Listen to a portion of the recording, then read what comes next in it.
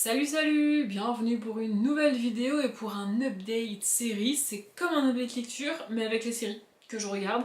En fait depuis pas mal d'années maintenant sur la chaîne, je vous parle régulièrement dans des Parlons séries de séries que je regarde. Je présente 3 séries par Parlons série. Une que je regarde au moment où je filme la vidéo, une que j'ai terminée et une que j'ai abandonnée. Et du coup, pour toutes les séries que je vous ai présentées en mode je suis en train de les regarder, il y en a certaines que j'ai terminé entre le moment où j'ai filmé la vidéo et aujourd'hui. Et donc, j'ai pris l'habitude aussi de faire des updates séries. J'avais un peu oublié de les faire ces derniers temps, j'avoue, puis je me suis réveillée là, en fin d'année, pour faire des updates séries. C'est-à-dire vous reparler de séries que je vous ai déjà présentées, mais qu'entre temps j'ai soit terminé, soit abandonné. Là, c'est que des séries... Non, il y a une série que j'ai abandonnée. J'allais dire c'est que des séries que j'ai terminées, non, il y en a une que j'ai abandonnée. Voilà, je vais en présenter au moins 4 dans cette vidéo, peut-être une cinquième, si je vois qu'en termes de timing ça ferait une vidéo pas trop longue, mais voilà, en gros c'est ça, on parle de séries télé ici, et donc on va commencer avec la première qui est The Client List, ou la liste de clients, mais Dieu merci ils n'ont pas traduit parce que franchement la traduction serait pas ouf. Et j'ai dû revérifier parce que dans ma tête j'étais toujours persuadée de ne pas avoir fini la série. Mais en fait je l'ai fini, mais je me rappelle pas de la fin. Mais je vais quand même vous en reparler ici. Donc The Client List c'est une série en 2 saisons avec Jennifer Love Hewitt. Si le nom ne vous dit rien alors que vous êtes de ma génération, c'est que vous connaissez pas le nom de l'actrice, mais Jennifer Love Hewitt c'est l'actrice principale de Ghost Whisperer. Voilà, si vous connaissez pas Ghost Whisperer, c'est que vous n'êtes pas de ma génération. Mais bref, elle est quand même pas mal connue, Jennifer Love Hewitt, et donc elle joue dans Client List. En gros, dans cette série, on suit le personnage principal joué par Jennifer Love Hewitt, qui travaille dans un salon de massage et qui, au tout début, va découvrir qu'il y a une espèce de face cachée à ce salon de massage et que les services proposés par les masseuses peuvent aller au-delà d'un simple massage pour les hommes. Vous voyez ce que je veux dire? Et elle va commencer à effectivement le faire. Jennifer Love Hewitt, je sais pas comment s'appelle le personnage, mais évidemment pas l'actrice qui fait ça, c'est le personnage. Bref, elle va commencer à faire plus que des massages. Soit c'est ça, soit c'est carrément son salon à elle et c'est elle qui propose ce service-là. Je sais plus trop, mais en tout cas, il est une question de massage plus plus. Voilà. Donc c'est ça qu'on suit. Et donc la liste de clients, c'est tous les hommes qui viennent au salon pour plus qu'un simple massage du dos. Vous voyez. Et donc c'est ça qu'on suit. Évidemment, elle gagne pas mal d'argent en faisant ça. Elle a les noms de ces clients-là. Et donc c'est une question de qui sait quoi et qui fait quoi, puisque étant donné qu'elle a les informations sur ces hommes, qui peuvent être des hommes influents, des hommes politiques, des grands directeurs de grandes entreprises, etc. etc. Et voilà, on suit ça, ce quotidien de cette jeune femme. Et il y a pas mal de questions qui sont abordées sur, du coup, le corps de la femme, la gestion quelque part du corps de la femme, qu'est-ce qu'on peut faire, qu'est-ce qu'on doit faire, les métiers, tout ça, etc. etc. Franchement, c'est une série que j'ai adorée. Et il y a aussi, au fil de la série, des questions qui se posent par rapport à sa vie privée. Est-ce qu'elle se met en couple avec des hommes? Est-ce que oui? Est-ce que non? Est-ce qu'elle lui en parle à cet homme de ce qu'elle fait réellement? Est-ce que oui? Est-ce que non? Avec sa meilleure amie, tout ça, avec ses collègues, enfin... Voilà, franchement j'aime beaucoup l'actrice principale et j'aime beaucoup la série. Comme je vous l'ai dit, je me rappelle pas vraiment de la fin de la série, mais je sais qu'au bout d'un moment il est quand même question d'embrouille justement avec le fait de rendre public les noms de ces hommes ou pas. Ces hommes sont des hommes puissants, donc en fait les rendre publics c'est une possibilité, mais le retour de bâton peut être aussi violent puisqu'ils ont du pouvoir ces hommes-là. Voilà, il me semble qu'aussi il y a pas mal de questions avec le frère du mec qu'elle fréquente, du coup ça part un peu en cacahuète, mais franchement j'adore l'actrice et j'ai beaucoup aimé la série et j'étais assez déçue qu'il n'y ait que 2 saisons. Je pense que, étant donné que c'est une série qui date, les gens n'étaient pas forcément prêts pour ce genre de thématique dans une série quand même un peu familiale, vous voyez. Mais ouais, franchement j'ai beaucoup aimé cette série. Ensuite on a The Bold Type et ça m'a tout simplement brisé le cœur de terminer cette série. J'adore cette série, on est sur une série féministe par excellence, vraiment On va y suivre dans cette série principalement 3 jeunes filles, 3 jeunes femmes même qui doivent avoir entre 20 et 25 ans et qui travaillent dans un journal. J'ai plus le nom et je sais pas si c'est un magazine qui existe réellement, mais en gros c'est un grand magazine féminin. Vous voyez le genre genre Elle. C'est pas Voici, c'est pas les tabloïds, c'est vraiment les magazines féminins avec la mode, avec le maquillage, avec ce genre de thématique là, plus qu'avec est-ce que la starlette du coin a été aperçue à la plage. Vous voyez. Bref, et donc elles travaillent chacune dans un service. Il y en a une qui est au service mode littéralement. Il me semble qu'au début elle n'est pas au service mode mais elle devient assistante du styliste du magazine parce qu'il y a un styliste au magazine pour habiller les mannequins et les personnes qui viennent pour faire des photos pour le magazine. Vous voyez, donc elle travaille dans ce service là. Il y en a une qui écrit réellement des articles sur des femmes principalement, et la troisième qui est au service communication du magazine, donc sur les réseaux sociaux, sur le site internet, etc. etc., etc. Et on suit ça avec la directrice du magazine, directrice historique qu'elle a depuis des années, et qui essaye de faire bouger les choses, de parler un peu plus de ce que font les femmes plutôt que de ce qu'elles mettent en vêtements ou en coiffure, ou ce qu'elles font en coiffure par exemple, vous voyez. Et donc on les suit dans leur quotidien, dans leur travail principalement. On est sur des femmes qui ont une carrière importante pour elles, qui passent beaucoup de temps au travail, beaucoup de temps à faire des recherches, et même le soir quand elles sortent par exemple, c'est pour faire des... pour se rapprocher de certaines personnes, élargir leurs horizons, faire des rencontres, élargir leur carnet d'adresse, etc. etc. Vraiment on est sur des femmes dévouées à leur carrière. Il y en a, il me semble, 2 d'entre elles qui sont colocs et une qui vit à part, je crois, mais elles sont vraiment amies toutes les 3 et donc on les suit dans leur carrière, dans leur vie professionnelle, mais aussi évidemment dans leur vie intime, j'allais dire, dans leur vie privée, avec leurs rencontres, etc. Est-ce que oui ou non elles se mettent en couple? Est-ce que accorder du temps au couple et à leur vie privée, ça vient pas détériorer leur vie professionnelle, ça vient pas les empêcher d'avancer dans le milieu pro? On aborde aussi des questions LGBTQIA+, j'ai envie de vous dire, bien évidemment, vu la série et vu le positionnement de la série. Je sais plus combien il y a de saisons en tout, peut-être 5, peut-être 6, mais j'ai adoré cette série, vraiment. J'ai adoré les thématiques abordées. Et c'est pas féministe pour être féministe. Il y a des thématiques qui sont abordées et où on te montre que parfois ton féminisme te revient dans la gueule et que c'est pas toujours évident d'être féministe. Il y a plein de sujets pour lesquels l'inégalité reste et comment dire, tu participes à cette inégalité alors même que tu es féministe sur d'autres choses, parce que tu peux pas être féministe sur tout le temps, parce qu'il y a plein de questions autour de ça. Il y a l'éducation, il y a l'évolution, les thématiques, les personnes que tu rencontres, les choses qui t'arrivent, enfin bref. Voilà, toutes ces questions sont là, et on aborde aussi, j'ai envie de dire, les grands méchants du féminisme, à savoir le harcèlement, les agressions sexuelles, parfois le viol, etc. etc. Pour moi, aujourd'hui, malheureusement, tu ne peux pas parler de féminisme sans aborder ça à un moment donné ou à un autre dans ta vidéo, dans ta série, dans ton film, parce que ça fait partie du quotidien des femmes aujourd'hui. Il y a aussi toute une question sur s'habiller, comment sortir, etc. etc. Enfin vraiment, j'ai adoré cette série, et la force de la série c'est que ça repose sur 3 personnages féminins. Donc en fait, ils peuvent aborder plein de thématiques parce que tout n'arrive pas à la même personne. Vous voyez ce que je veux dire? Et il y a aussi au fil des saisons la directrice qui prend de plus en plus d'importance, et où on va aussi au final aller un peu creuser dans sa vie privée. On parle d'une personne d'une 50aine d'années, je vous laisse imaginer ce qu'elle a pu vivre dans le début de sa carrière sans jamais pouvoir en parler, et on est dans le milieu de la mode, hein.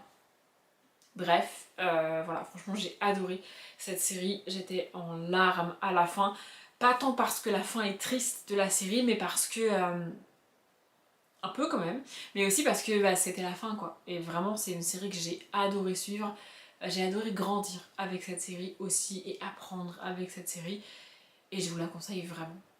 La série suivante c'est celle que j'ai abandonnée et je pense que mon avis va pas faire l'unanimité et que je vais peut-être m'en prendre plein la gueule, mais c'est This Is Us. J'ai dit et j'ai parlé à plusieurs reprises de mon amour inconditionnel sur cette chaîne pour Milo Ventimiglia et c'est toujours le cas aujourd'hui. On a cet acteur dans cette série, c'est l'une des raisons, si ce n'est la raison pour laquelle j'ai commencé la série. Mais même lui n'a pas suffi à me faire continuer la série. Mais en gros, on va avoir plusieurs temporalités dans cette série. C'est une série vraiment géniale, en tout cas au début. Je vous le dis maintenant, mais j'y reviendrai après. Pour moi, ce qui a gâché la série, c'est le Covid. Mais j'y reviendrai après.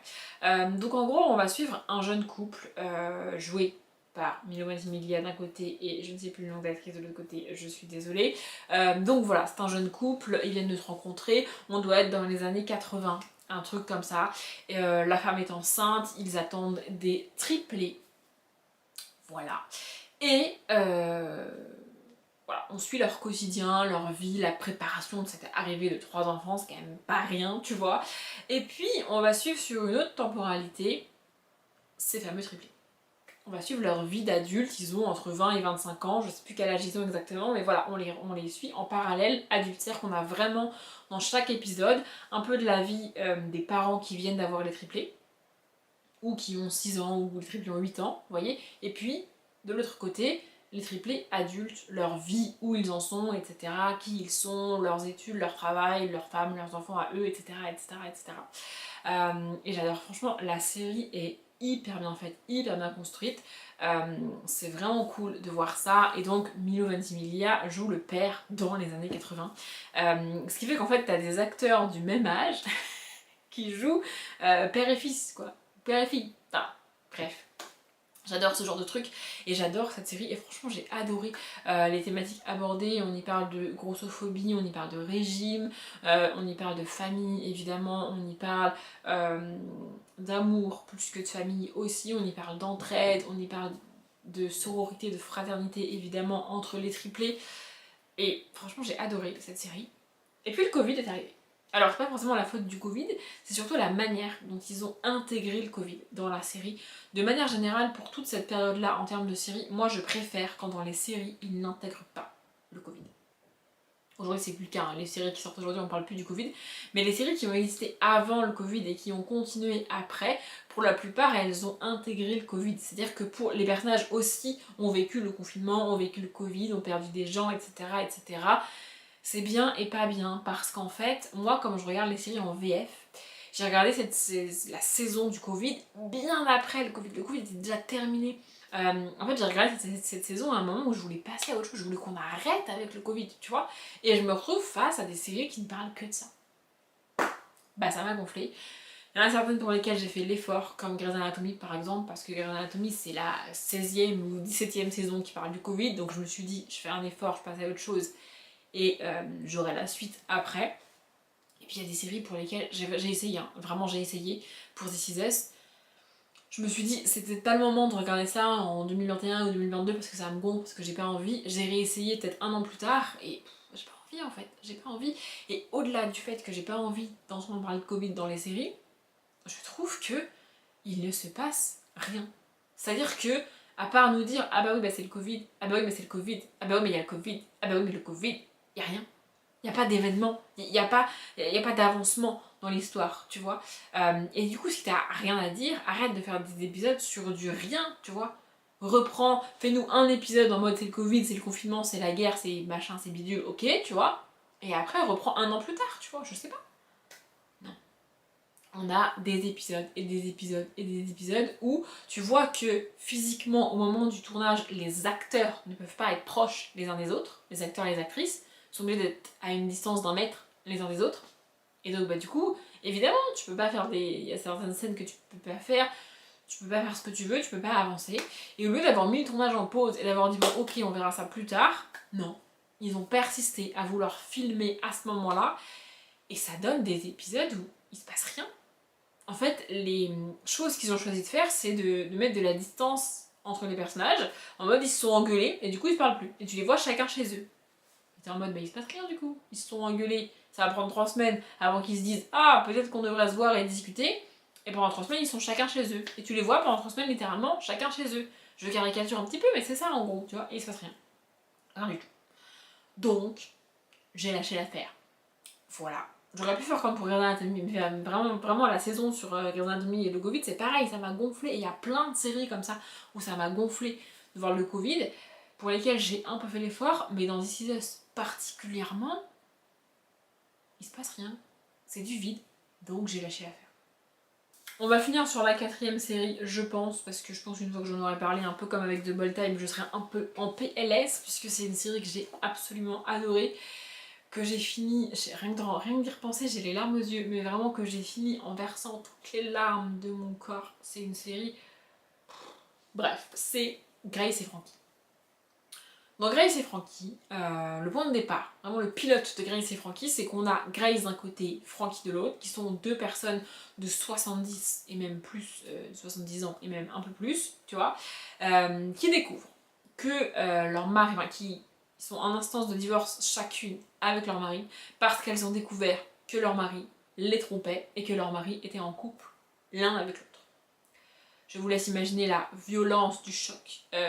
Alors, c'est la thématique de l'homosexualité, c'est la thématique de l'homosexualité pour une génération qui ne pouvait pas en parler, qui devait quand même malgré tout se marier, avoir des enfants, même si, voilà, tu vois, ok, et qui aujourd'hui, ces deux hommes sont très contents et très heureux de pouvoir vivre ça, de pouvoir être ensemble publiquement et vivre pleinement leur amour, sachant que ça fait des années et des années qu'ils sont amoureux l'un de l'autre et qu'ils sont ensemble, tu vois. Mais on a donc d'un côté ce couple qu'on va suivre, ces deux hommes en couple, ensemble, très heureux, très contents, etc. Et de l'autre côté, ces deux femmes qui voient leur monde s'effondrer, littéralement. Elles ont chacune passé 50 ans de mariage avec l'homme qu'elles aiment, elles ont eu des enfants avec cet homme, et elles découvrent que depuis le début, même s'il les aime, c'est pas tout à fait le même amour, tu vois, et il les trompe depuis au moins 20 ans, si ce n'est plus.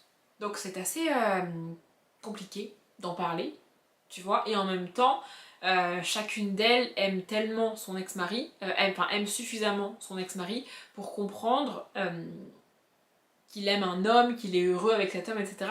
C'est vraiment très bien fait. Mais donc en fait, le point de départ, c'est ça.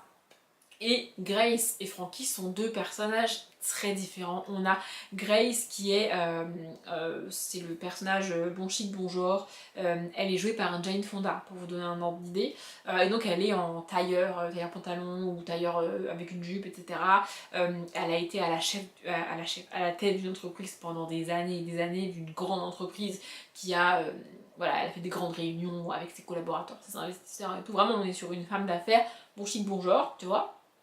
Donc c'est pas facile pour elle de gérer la catastrophe de sa vie privée. Et de l'autre côté, on a Frankie. J'ai pas le nom de l'actrice. Mais Frankie est l'archétype de la hippie, tu vois. C'est-à-dire qu'elle est habillée en mode ultra coloré avec des ponchos, des pantalons larges, des pantalons à rayures de toutes les couleurs, des hauts à fleurs en même temps, etc. Voilà, elle a des bandeaux dans les cheveux, elle fume le calumet de la paix ou je sais pas trop qu'est-ce qu'elle fume, mais voyez le genre de personnage que c'est. Et donc ces deux personnes sont les seules. En fait, Frankie est la seule à comprendre ce que Grace vit, puisqu'elle vit la même chose, et Grace est la seule à comprendre ce que Frankie vit, puisqu'elles vivent la même chose toutes les deux. Sauf qu'elles sont très différentes l'une de l'autre, mais elles vont quand même partager quelque chose ensemble, elles vont quand même se rapprocher l'une de l'autre, parce que il y a très peu de gens qui peuvent comprendre ce qu'elles vivent, tu vois. Vous voyez? Et donc c'est ça qu'on va suivre. On va suivre Grace et Frankie, qui vont malgré tout devenir amies, qui vont malgré tout partager beaucoup de choses alors qu'elles sont extrêmement différentes. On va le suivre à côté leurs ex-maris qui sont maintenant mariés ensemble et qui vivent parfaitement leur amour. Et on va suivre aussi la génération des enfants. Donc on parle d'enfants qui ont évidemment entre 30 et 40 ans. Parce que les parents ont 70 ans, tu vois. Et donc voilà, c'est tout ça qu'on suit.